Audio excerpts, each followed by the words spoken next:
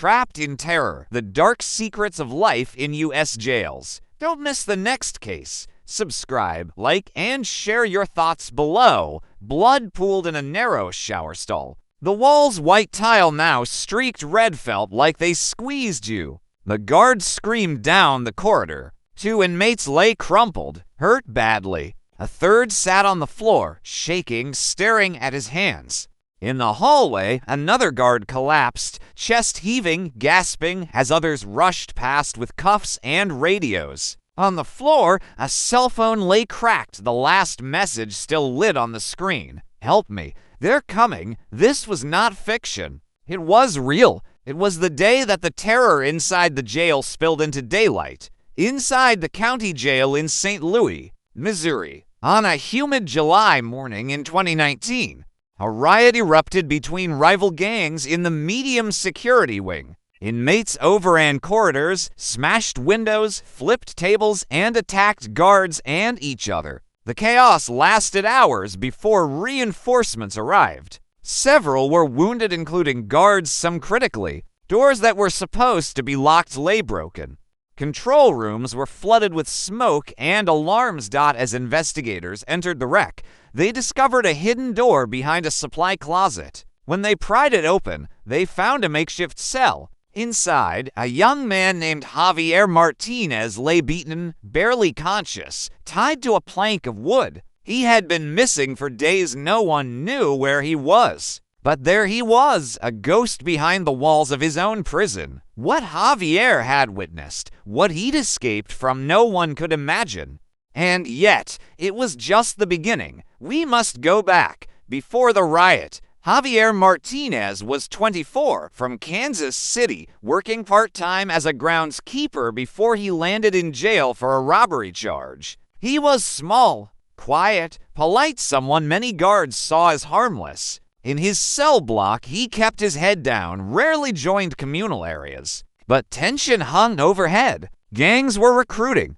Guards were stretched thin. Contraband flowed in. Within weeks of his arrival, Javier reported being threatened. Notes slipped under his door, shadowy figures in the corridors at night. He told the guard on duty, but officers shrugged him off. "Stay in your cell," one said. "It's nothing." Then came the whispers among inmates. A group called the Gray Coat were hunting someone.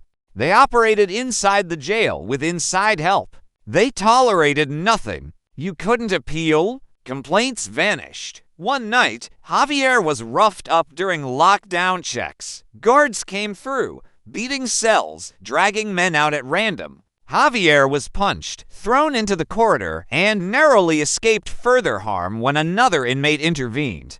He hid until the guards left. He gathered evidence in his mind: faces, voices, patterns. He scribbled notes late at night, memorized names. But the danger grew. Days before the riot, the control room lost power temporarily. CCTV cameras blacked out across 2 wings. Guards fumbled for flashlights. That night, Javier disappeared. No one noticed until the riot. Then, behind the debris and screams, they found him bound, hidden, nearly dead. And when investigators read the note taped to his shirt, they realized the conspiracy was deeper than they thought. The note taped to Javier's shirt was written in shaky, smeared ink, but the message was clear: they're working with the guards. That single sentence flipped the entire investigation on its head. For years, rumors had whispered through the walls of the St. Louis County Jail that contraband flowed not just from inmates but through correctional officers themselves.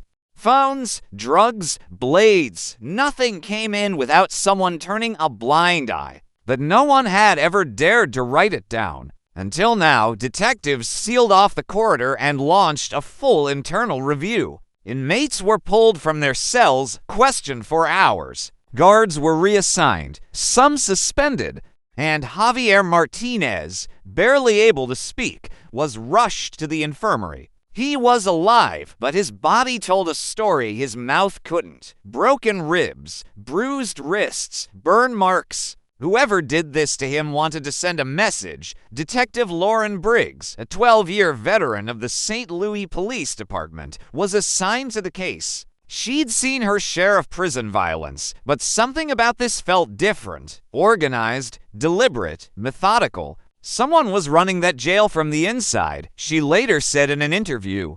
And it wasn't the warden. Through interviews, Briggs uncovered that Javier had kept a small notebook, a kind of journal, where he'd written details about guards who handed off keys, inmates who moved without authorization, and names tied to the so-called Gray Coat Network. That notebook was missing.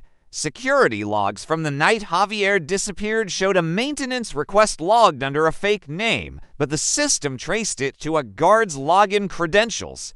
The same guard, Officer Ray Collins, hadn't reported for work since the riot. When investigators searched his apartment, they found his badge, his uniform, and a blood-stained flashlight. Collins had vanished. Meanwhile, inside the jail, tensions worsened. Inmates whispered about revenge. Guards grew paranoid. New lockdown procedures were enforced, cutting off all outside communication. The place felt ready to explode again. Javier regained consciousness 2 days later. His first words were soft but chilling. "They're still here." He begged detectives not to leave him alone. "You don't understand," he said. "They can get to anyone, even the ones you trust." Detective Briggs leaned in. "Who's they?" But before Javier could finish his sentence, alarms blared through the infirmary. The lights flickered, the doors clanged open, and chaos erupted again. A nurse screamed. Someone had cut the power dot in the confusion. Two masked figures stormed into the medical bay. One held a blade.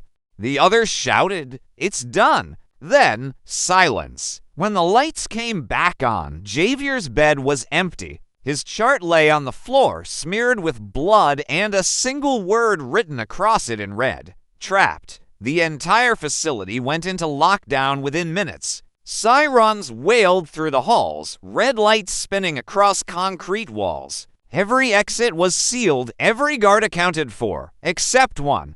Officer Ray Collins, the man who vanished after the riot. Detective Briggs stood in the control room, staring at the security monitors. Most were static. A few flickered with dim images of empty hallways. But then she saw movement, a shadow slipping past the laundry wing toward the old maintenance tunnels beneath the jail.